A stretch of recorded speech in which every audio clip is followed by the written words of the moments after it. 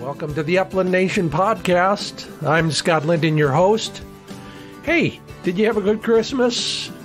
Are you looking towards a new year? Maybe part of your New Year strategy is, well, first, make sure you get a new license.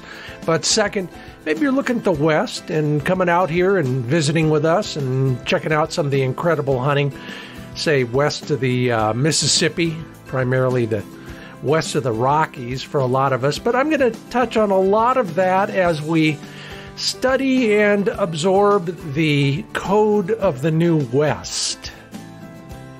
We'll also have the Upland Nation Puzzler and a prize. And it's all made possible by RuffLand Performance Kennels, Happy Jack Dog Care Products, Sage and Breaker Gun Care Products, Pointer Shotguns, Dr. Tim's Natural Performance Dog Food, and Mid-Valley Clays and Shooting School. Did I mention we'll also share your thoughts on a topic near and dear to all of us, and that is, what is the hardest part of finding new hunting spots? Well, we'll listen to your tips and laments, and maybe I'll offer up a couple suggestions, both in the body of this podcast and then also in the question and answer period later.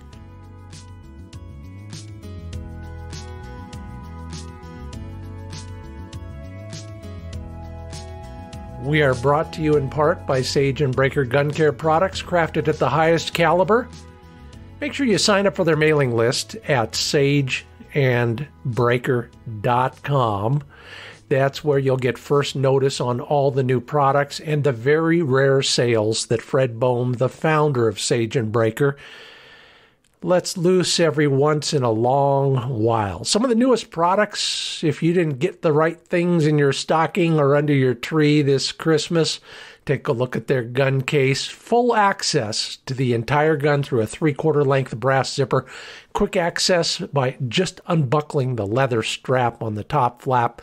Don't take my word for it. Tim Coyotes says, this gun case is of the highest quality materials and craftsmanship. It's like everything else Fred Bohm does at Sage and Breaker.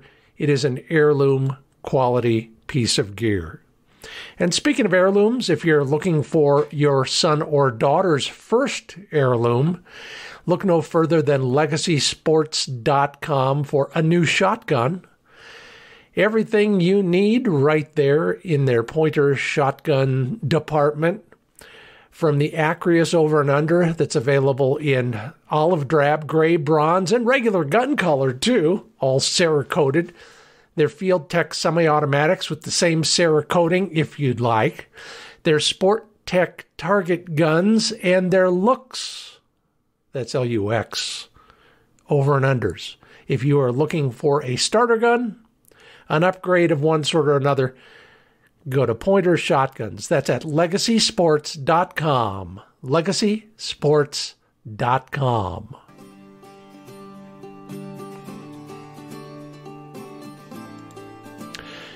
Well, I was asked to give a talk at the upcoming annual meeting of the North American Versatile Hunting Dog Association. And luckily, they picked a topic for me that I love and know sort of well, and thought it would be worth sharing with you as you look at the upcoming year and where you might be going and that sort of thing. Had a lot of fun with it. It's called The Code of the New West, as opposed to the old one where you kiss your horse and always ride for the brand. This is a little bit different, but a lot of it does take place in locations like that. Thought that would be a fun way to put this whole thing together. It's all about, finding places to hunt, what to do when you get there, what are the big opportunities in the New West. And so let's just jump right in and take a quick look at this stuff.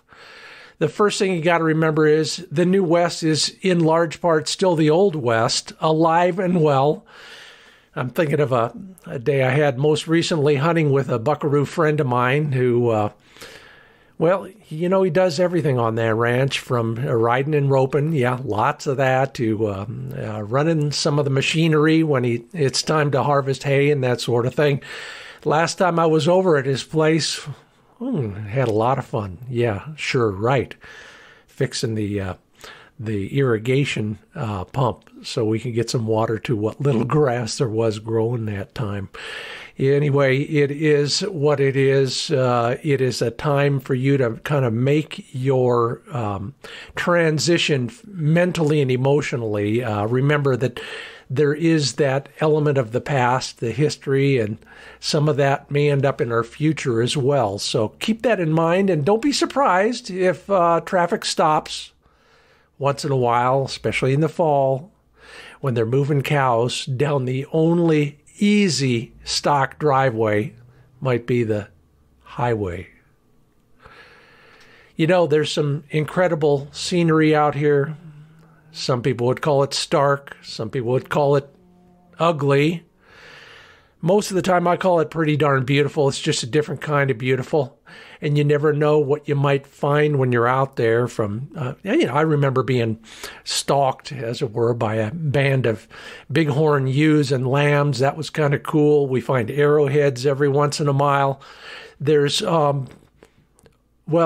a lot of other adventure, if you will, history, mystery, sublime beauty, or awe-inspiring vistas. I'm remembering one time we were up at the top of a chukar hunt above the clouds. Pretty incredible that time, and made for some great pictures. You've probably seen one or two of them in a magazine once in a while, but incredible places. And remember that no matter how ugly you think they are, somebody thinks they're beautiful, and they all deserve your respect and your care. I'm thinking of a place that I introduced a good friend to a while back that is about as wild as you can get. You know, bear in mind, especially the area we call the Great Basin, that inland northwest, if you will, starts way down in Nevada. It's between the Cascade Mountains, the Sierra Nevada Mountains, and the Rocky Mountains, and it covers basically anything in that area where the water runs into that giant basin and then doesn't come out. Yeah, it's incredible. Mainly desert, but desert doesn't necessarily mean sand and sand dunes and that sort of thing. There's lots of topography. There's lots of water. Sometimes, some years more than you wish, sometimes not enough, especially if you're running cows. But there's always something to see, and it's always an opportunity to not only appreciate the solitude that you might find, but a chance to look inward and enjoy what you come up with in the way of novel thoughts, and appreciate some of the less common beauty that there is out there in the New West. From the smell of sagebrush in the morning, it's unmistakable, and it reminds me so much of every trip I've ever taken out there, to the water when you find it on rocks, a stream side. There is a distinct smell that you can't find, in a west side stream or an eastern woods and the brooks that run there. It's all about the differences between the New West and all the other places that we've been. I'll never forget one story that kind of sums everything up. And I tell this only because out there in the New West is an incredible opportunity once in a while to bond with people and dogs. And one in particular comes to mind. My friend Ben and I had split up in the morning, hunted opposite directions. I got back before he did, poured a beer, sat at the truck, and just killed some time looking at the little things that count. The mule deer in the distance, the river way out there, and a tired dog that had worked really hard that day. When I hear a truck laboring its way up the hill that we came up, which we thought we were crazy to do, but luckily I have Kevlar in my tires now. Anyway, it pulls up right next to my truck, and out of the passenger seat comes my friend and hunting buddy this time around, Ben. And he says, "Look who I found. I was walking up the hill. And this guy drove past and said, "Are you lost? No. Are you hurt? No. You want a lift? Sure. Where are you headed?" "I'm going up the hill there. My friend Scott Linden and I were hunting together. We separated, and now I'm trying to get back before he finishes off all the beer." Mark says, "Hey, I know him." When Mark gets out of the truck, he says, "You don't know me yet, but you will. We're Facebook friends. We trade notes on some of the places like this, and here we are together." Well, that led to more hunting stories and more beer. We all survived, and in fact, Mark, like several others of you out there, has become a real-life friend as well as a Facebook friend, and that's probably in large part due to the fact that we share the same aesthetic, if you will, for wild places, primitive stuff, and bird dogs and birds. But there's all sorts of other things out there that'll bring you to the West or bring you back to the West after that first visit. There's petroglyphs and pictographs all over the place out there, some of them made by the same kind of folks we are, hunters looking for good spots to find game or telling other people where the game is more predominant. There's history of all sorts. I'll never forget drinking whiskey with a bow-legged old broken-down cowboy many years ago who kept relating story after story after story, and I finally realized I've heard all these stories before. Okay, no, I didn't. I read them. That's when I asked him his name and found out that somebody had written a book about him, and I had just finished reading it. Among the many he told was his great-grandparents who, try as they might, they couldn't stand off the Bannock tribe in the last battle of the Bannock Indian War in eastern Oregon many, many years ago. The ruins from their burned-out stage station still stand in Andrews, Oregon, and I tip my hat to them every time that I drive past, and I drive past there a lot. Thank you, Cactus, for the stories.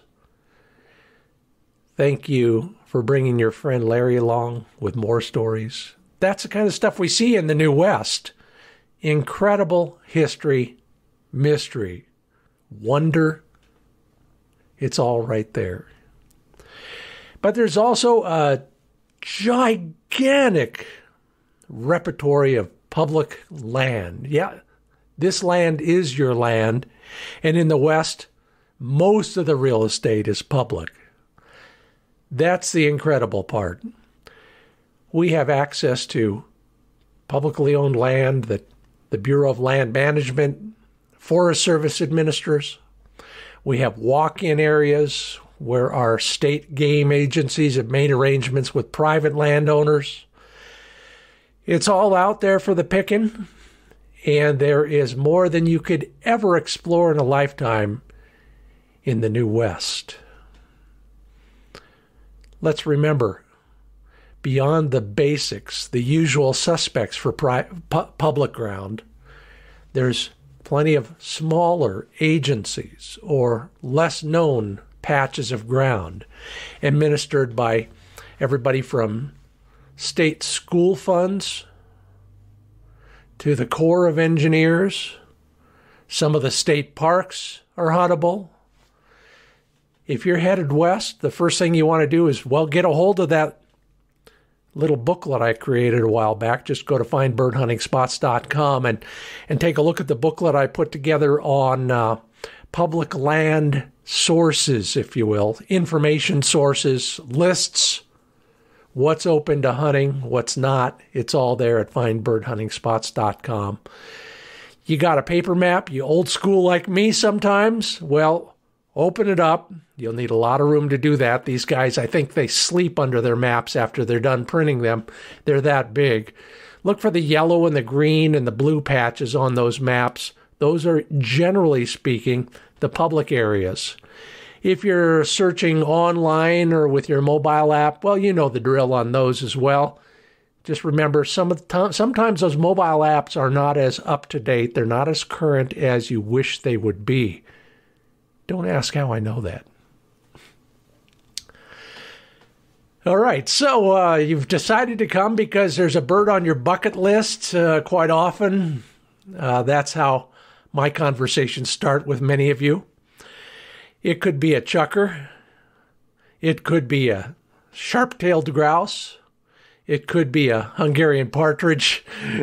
I told a good friend of mine I was having an incredible partridge hunt a couple weeks ago, just a couple weeks, and he said, "I've never even seen a gun," and I know he's seen a gun because I hunt with him all the time. He sends another text right after that. Damn spell check. Yeah, well, there's Huns out there as well. There's mountain quail. There's, of course, a few ringneck pheasants that are accessible. We'll talk a little bit more about that in the second half of the podcast. And there's what might be my favorite New West bird, the valley quail. Some of you call it the California quail. Those are the bucket list birds for a lot of folks trying to fill, their slam, especially with that mountain quail. But whatever it is, they're all out here, and all of them available on public or publicly accessible land. I'm not going to talk about some of the other denizens of the New West because I just don't have enough experience with them. Number one, sage grouse. Yes, I've killed sage grouse in 2 states out of sheer luck more than anything else. I couldn't tell you what to do with them, but I'll tell you what to do with all the others. Ditto for the blue grouse or the sooty grouse or whatever we're calling it these days, and even the ruffed grouse. I've had the pleasure of hunting with some real experts, but primarily in the Northeast and the upper Midwest. So if those are on your bucket list, there are better places to go for the last two. The sage grouse, it's a tough nut to crack, and it's also becoming harder and harder to find some place where you can actually hunt them. All right. Well, we've got a lot more to talk about here. We're just getting warmed up. We've covered kind of the short list, your shopping list, if you will. And we'll have more to talk about, including the Upland Nation Puzzler, a prize, your thoughts on what's tough about finding new public land. And I'll get into the nitty-gritty on our Code of the New West primer for all of you who might consider coming on out here. So stick around.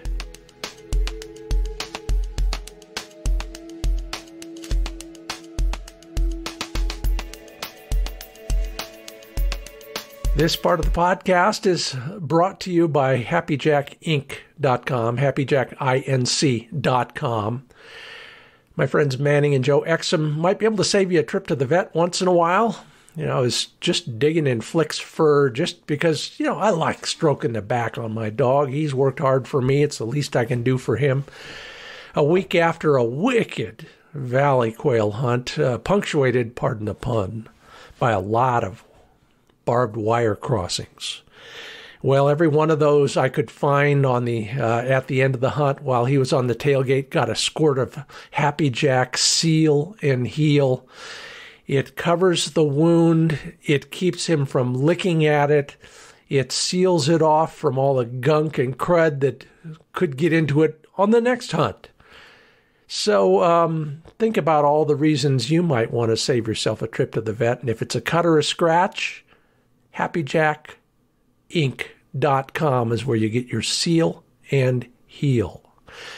Also on that trip, I finally gave the maiden voyage to my brand new RuffLand kennel. Added it to the reconfigured back of my pickup truck, RuffLandKennels.com, and Ruff is R-U-F-F. Find out about all the accessories in addition to their dog crates. I was, like I said, reconfiguring my truck so that it works better for me and for Flick. Dogs, storage, both types, water and dry goods, even bowls. They've got it all at RuffLandKennels.com.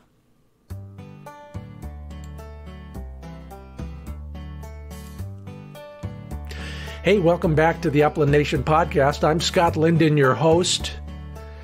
Glad you're sticking with me, learning all about the New West, how to find it philosophically and literally, and what to do once you get there. Well, you know, people ask all the time, where do I start? And you probably have already figured out a lot of that. Here are some of the things that I take into account, maybe not in this order all the time, but if I am looking to go to a new place, either within the New West or beyond, I look at these things. How far I'm willing to travel, what species I'm targeting, and then I jump on the internet. I'll search everything, and I mean everything on the topic. So, for example, if I'm looking for sharp-tailed grouse, I'll just type that into the search engine bar and see what comes up. If I know for a fact that the farthest I'm willing to go is eastern Montana, then I'll add that to the search. Beyond that, I'll pull out my paper maps because they're always fun to look at. In fact, I'll always put a paper map on the wall for a few weeks before I go anywhere. It gives me a, kind of feel for the lay of the land. They're fun to look at. They're easily accessible that way. When you got a minute or two, you pour a coffee and you're not quite ready to get back to work. Those are all ways that I can kind of get a feel for, where I might want to go and then start narrowing down the search. Other things that help me, figuring out where I'm going to stay when I'm there. Do I need a hotel? Can I camp in my RV or in my wall tent? It's all, part of the decision-making process. From there, you can look at a map and kind of start drawing some lines here and there, doing some Google Map scenarios that might or might not play out. While I'm doing all that, I'm also starting to make some phone calls. Everybody from the game bird biologists in the area to the people who answer the phone at the front desk at the local wildlife agency office. Some of them are sometimes even better sources than the folks, the alleged scientists who spend too much time behind a desk and not enough time in the field. If I have friends in the area, if I'm a member of a dog club that has a chapter in the area, always worth a look. You can always do some sleuthing online. I'm not asking you to ask anybody for advice on exactly where to go, but some people are actually helpful in that regard, whether it's a private message or a phone conversation after the fact. If somebody wants to help you, take their advice, be gracious about it, be judicious about how you share that advice. Some people are more than willing to help if they think you are sincere, earnest, honorable, and a sportsman.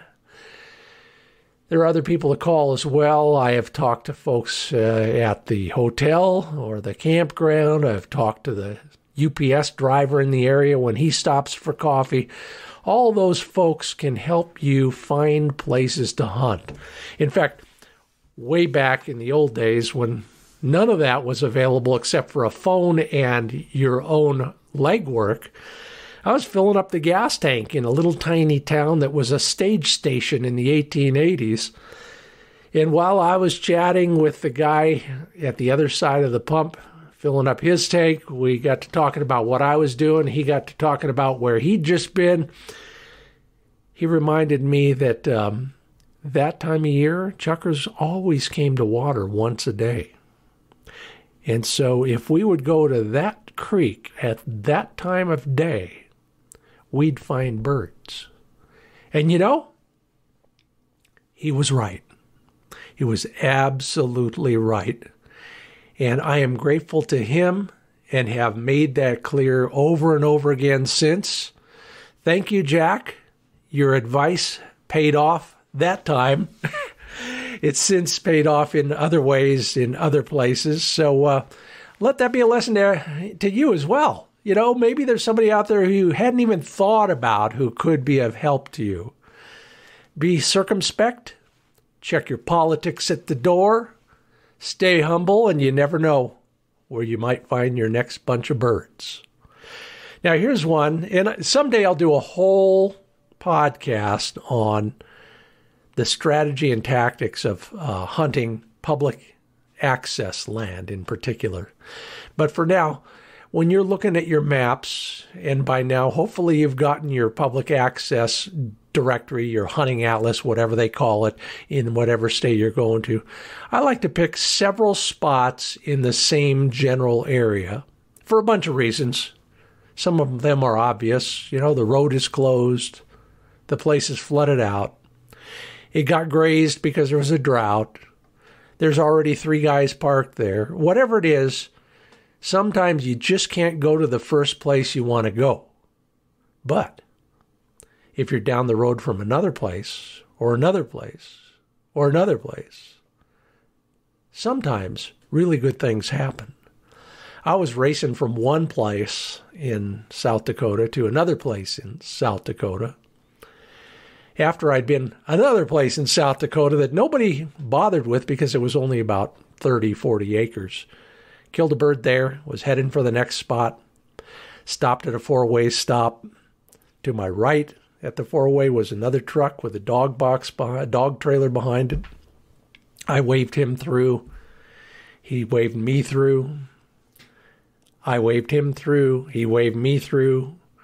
Finally, I just shut off the engine, walked over and said, "Hey, thanks. You're very kind. Appreciate your hospitality. Go ahead." He says, "What are you doing?" I said, "I'm going from this place to this place on the map." He says, "Why are you doing that?" "Well, it's another public access spot that I'd like to hunt." And he says, "Why are you going over there?" I said, "Well, it's the next closest place." He says, "Well, how about that place?" While he points across the road. Oh, yeah, it looked pretty good.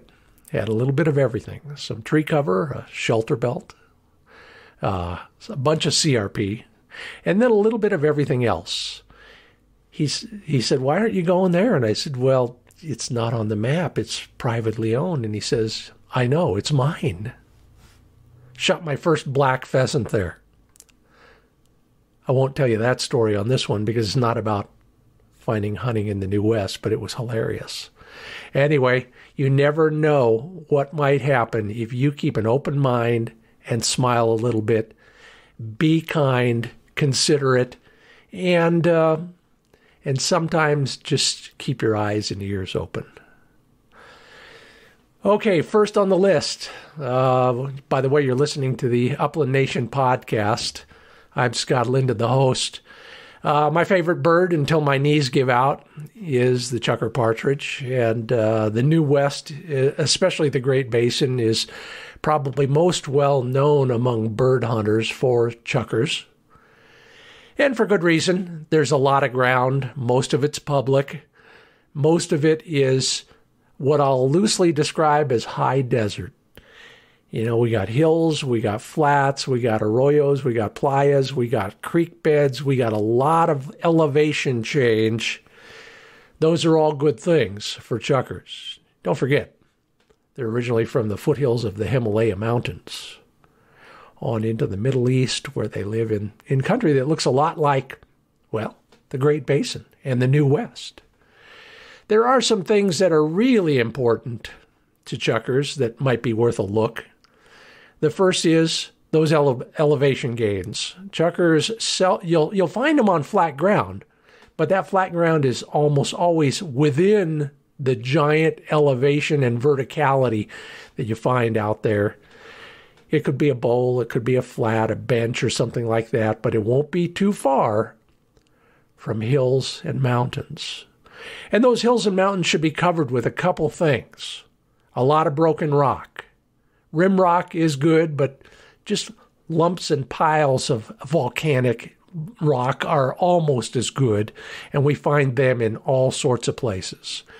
The other one, and I can't stress this enough, I'm reminded every time I go, a good, strong crop of cheatgrass. Yeah, the biologists hate it, but it's here to stay. If you're a fire manager, close your ears. Cheatgrass is the one and only key indicator of the potential for chukar hunting success. I mean lots of cheatgrass, vast swaths of it.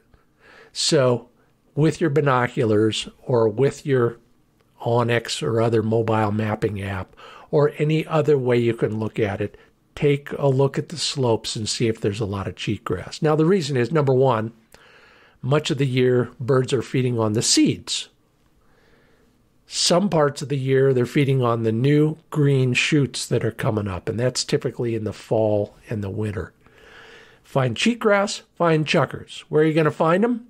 Geographically speaking, no, I'm not going to tell you the secret spots. I'm going to tell you that the Great Basin, look it up, is the hotbed for chukar hunting. Yeah, there are a few in Wyoming. There's some in Utah.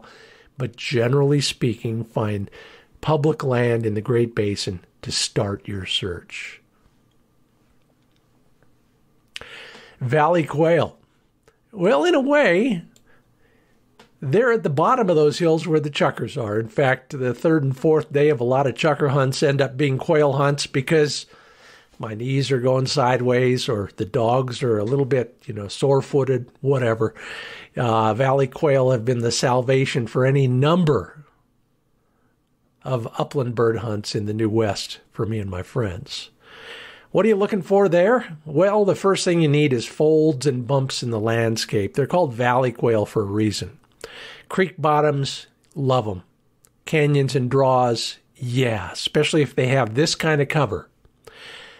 Something shoulder high, but a clear understory, so they can run around. Quail, much like chukars and most of the other gallinaceous birds, when they're going to escape a predator, they'd rather run than fly. Once you're in the air, then the Cooper's hawks are all over you.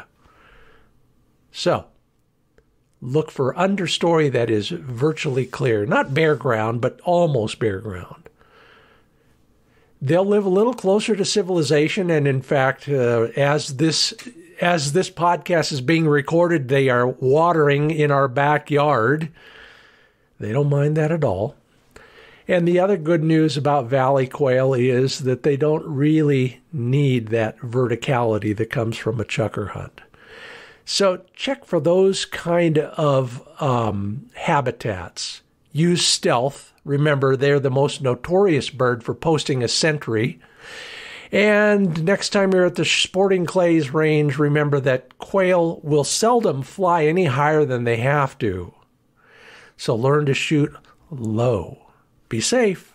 Remember your dog, but learn to shoot low. The bucket list bird or the slam bird in the quail world is the mountain quail, and there's only a few places where you can actually chase them with some modicum of success. The New West is fundamentally where it is. The Sierra foothills, the Coast Range foothills and the Cascade foothills in southwest Oregon are where almost everybody goes if they need to put a mountain quail on their life list. They're an elusive bird. They're hard to chase because they run and they will not hold for a pointing dog. So, if you have a cocker or a Labrador, that might be the right bird for mountain quail. They're in the thick stuff. Not really high elevation, but they can be. Manzanita, thickets of low-growing shrubs of almost all sorts. They eat a lot of the berries that will fall off or are low-hanging. They like the steep stuff, and in a pinch, in a dry year, I would chase after them along riparian areas. If you had to lower yourself to chasing them without a dog, then the first thing you want to do is listen carefully. They have a relatively distinctive call, but more importantly, you can often hear them, if you're stealthy, just moving around in the brush and muttering to each other. So, welcome to Southwest Oregon, part of the New West, and the place to go for mountain quail. Well, if there was a bird that would rival chukars as my favorite, it would be sharp-tailed grouse. In fact, I often describe sharp-tailed grouse hunting as chukar hunting light. The ground is a little bit more level. Yeah, lots of knobs, lots of high spots. That's where you'll find Sharpies. Not much in the way of rocks. Sagebrush, sure, once in a while. And grass that is long enough, tall enough to bend in the wind. That's the best description I got from a biologist many years ago. So look for that. Early in the season, which is when you really want to go, before they start bunching up into big groups with lots of pairs of eyes looking out for people like us. Hunt the early season when it's warm. And when it's warm, you want to find shade. That's where they'll be hanging most of the time. They'll be under the buffalo berry or the snowberry bushes, not only because there's food, but because there's shade. We walk a lot of creek bottoms that may be bone dry, but every 200, 300 yards, there's some sort of a tree, and that's the relief that those birds need in 80, 85-degree weather. So look for those. Look for birds on the high spots in cooler weather. They will be up there so that they can identify you and get out of there before you get anywhere near close to them. You want to find them? Well, in the New West, and we're not talking the Dakotas, in the New West, it's all about Montana. Anywhere from central Montana on east, you'll find sharp-tailed grouse, and you'll find huns too, but we'll talk about that next. They're usually a bonus bird, those Hungarian partridge. Not until this season. Okay, maybe one or two other times on trips to Montana did I go specifically for Hungarian partridge, because they're just not there in the numbers that the other birds are. But you can find them, and they are an intriguing bird. This year in particular, I've learned a lot about some of the other interesting places they might hang out. Take Chucker Country, take those hills, take that cheatgrass, take those rocks, scale everything down a little bit, make the grass a little shorter, and you might find huns there. That's in the Great Basin. Further east in Montana, they don't get the hills like that. They get more rolling hills, but that low grass is the difference between hun country and sharptail country. Sometimes they'll be in the middle of a wheat field. So be a little creative. Be a little bit, aggressive when it comes to covering ground. And remember this, when they start rising, there's always going to be one more bird. With my good friend Felton in Northeast Oregon a couple weeks ago, I was ambushed by a big covey of huns with my gun broken open and on my shoulder. Once in my life, I thought ahead. As they flew away, I put the gun together and stood by, and sure enough, one bird got up. I took a shot, thought I missed. Flick felt otherwise. 200 yards across that canyon, he headed straight for the one bush at the bottom. Little scuffle, a little bit of rattling in the bush, and here he comes all the way back up the hill with that Hungarian partridge that I thought I missed. Thanks, Flicky. Good job. Keep up the good work. Extra kibble that night. You can bet on that.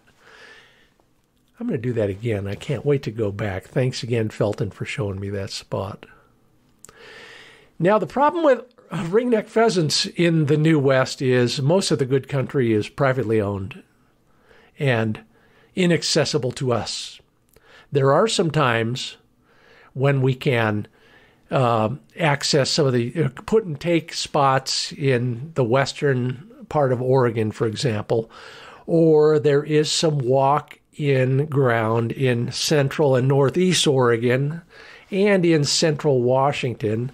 There's a little bit in Idaho as well, but for the most part, it's going to be private ground. If you find any of that ground, yeah, good luck.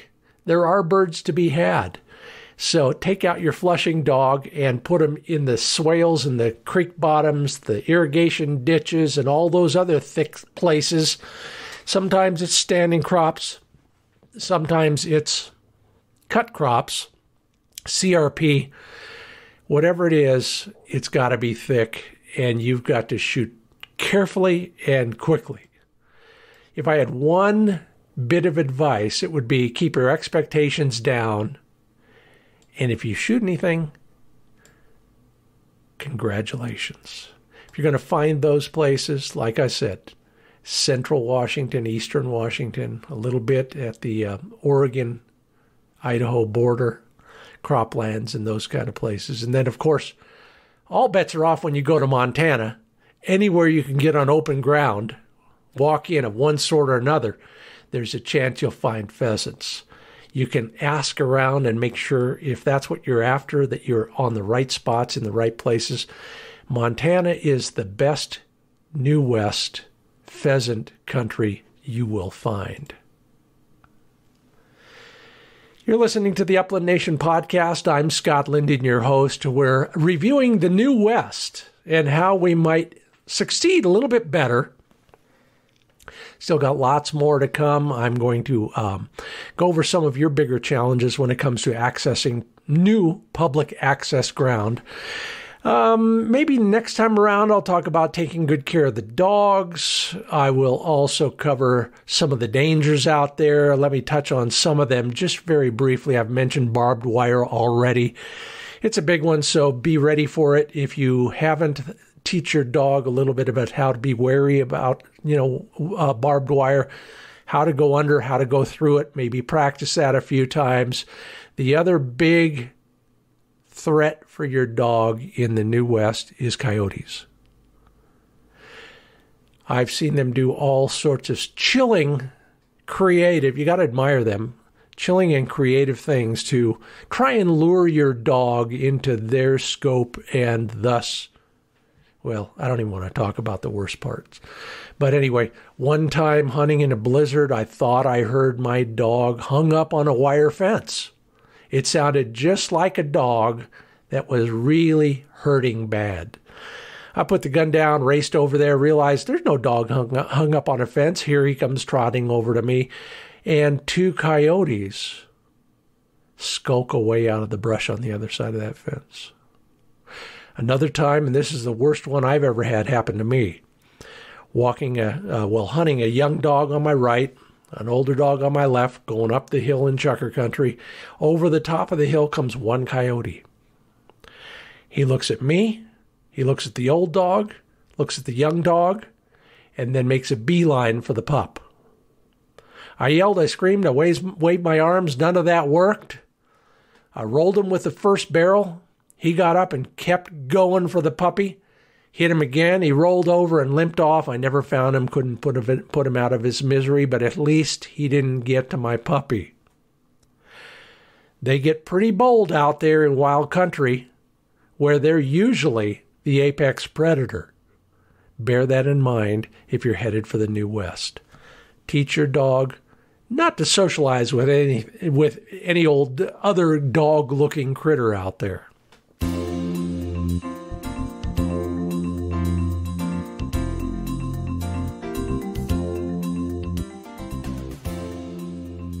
Now, I'm not telling you how to conduct your New West adventure. I'm not. But if you're coming out our way, you will have much more success if you go along. I mentioned earlier, check your preconceptions and your politics at the county line. The folks who live in the New West are maybe not what you think they are. They're just like you and me. They pull their pants on one leg at a time. Quite often those are well-worn Wranglers. But other than that, we're the same people trying to lead a good life. There's private ground out there. Honor that. There's a lot of agriculture. That's how the world, like the bumper sticker says, don't criticize farmers with your mouth full. There's resource extraction of all types, from oil and gas development to mining. And there's ranching. Comes with the territory, as they say in the New West.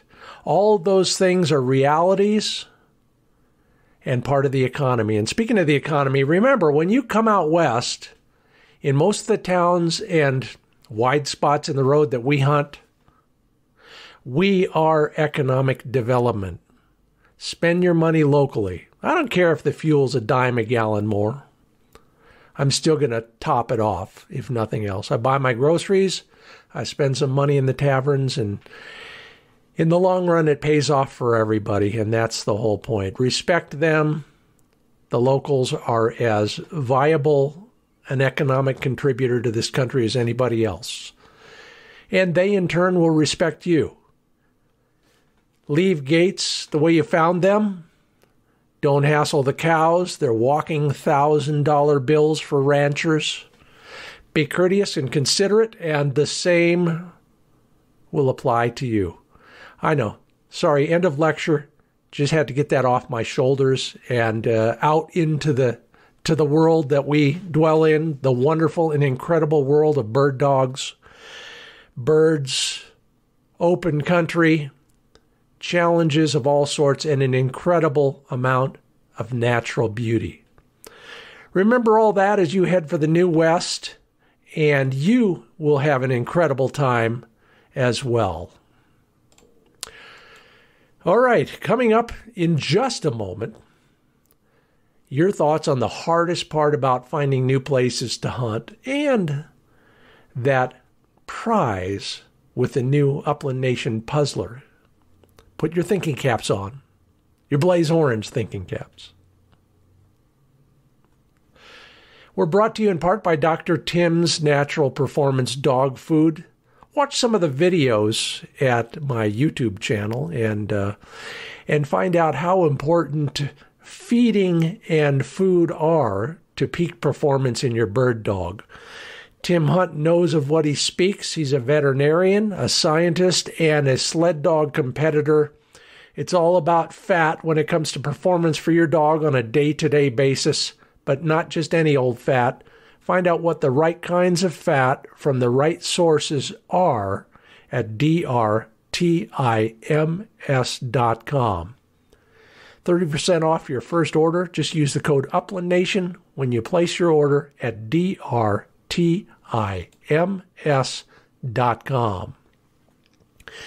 And you know what a bad shooter I am, so I'm heading for Mid-Valley Clays and Shooting School. They're near Salem, Oregon, so if you're on the way anywhere in the New West, think about stopping by, park your RV for a couple days. They have a great campsite for all of us with RVs. Test out some of the new guns and gear. Take a lesson from a certified instructor. Yeah, they've got just about every kind of gun right there in their rental fleet, so if you're thinking about buying, stick around and try a few of those guns. You can shoot anything from skeet and sporting clays to 5-stand and trap. It's all at Mid-Valley Clays and Shooting School. Learn more about them at midvalleyclays.com.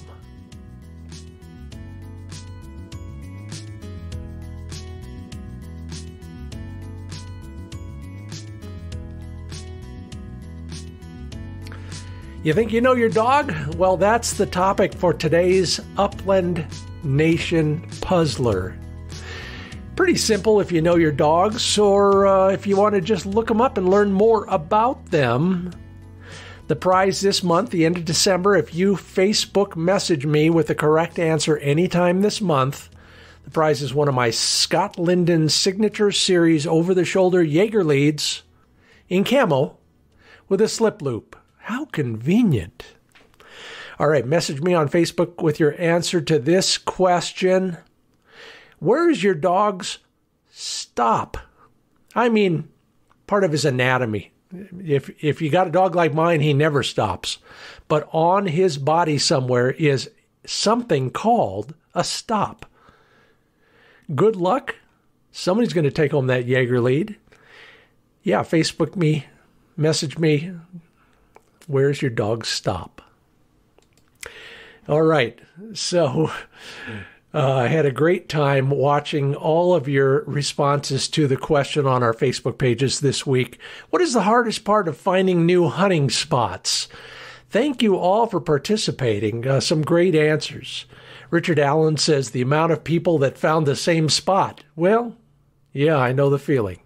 Just keep looking, Richard. That's why I look for 3 or 4 spots in the same area. And how often, Jack Gable says, this sign is next to the one that was in the Facebook post, which is posted no trespassing. His sign is, warning, if you can read this, you are in range. Yeah, respect private property. Travis Hampton says, you got to be brave enough to risk not finding birds. Yeah, sometimes the success for the day is crossing that place off your list forever. Greg Paddock says it's tough to fit in hunting and scouting in 1 week of hunting trips. Well, then make it 2 weeks next time, Greg. Andy Upwards says his biggest challenge is finding enough time to hunt them properly with friends.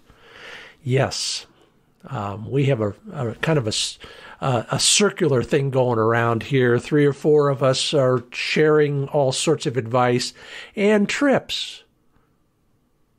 And it seems to keep everything fresh. You know what I mean. Whether you're going with them or not, when they get home that night and debrief you, it's like you went too. Thank you, Tom, Ben, Mark, and all the others I hunt with and talk about hunting with. Stuart Smith says, the toughest part is being a reactivated hunter. He's got nobody to hunt with. Stuart, drop me a line. Let's talk. Anybody else, check the Facebook page. Check in with Stuart. Let's see if we can get him going on the right foot. Jason Brown says he's having trouble finding a wildlife management area that's actually open. They're closed a lot of the season. I understand that, especially this year with the drought, emergency haying, that sort of thing. And Jason Richards says the hardest part is finding time. Yes, it is. But at the end of the life, it's not about how hard and how long you worked, is it, Jason? Sorry to be philosophical, everybody, but thank you for putting up with me. You're listening to the Upland Nation podcast. I'm Scott Linden. That was all brought to you by FindBirdHuntingSpots.com. We got new material every week to help you find places to hunt, train, and care for your dog. I put up a new article on some of the pretty good dogs I've hunted with over the years. It was fun to write. I hope it's fun to read. Take a look at it. It's at FindBirdHuntingSpots.com. And that'll wrap it up here in the Upland Nation podcast. Thanks for listening to my advice on the code of the New West. I think I might do a webinar on that sometimes. I've been talking to you about doing that. Maybe that'll be the topic. Hope you had a good Christmas. Hope you're looking forward to a great new year. It's coming right up, as if I have to tell you that. If you enjoy what you hear, please tell a friend. That's how we grow, one listener at a time. Check out the Wing Shooting USA and the Upland Nation Facebook pages, talking every day there. And if you need to subscribe, anywhere you can do it, I would appreciate a subscription and then a rating at Apple Podcasts. I'll leave you with this. I'm going to have it inscribed in our next front door mat. If our dog doesn't like you, we probably won't either. Happy New Year. Until I see you in the field, I'll see you next week on the Upland Nation podcast.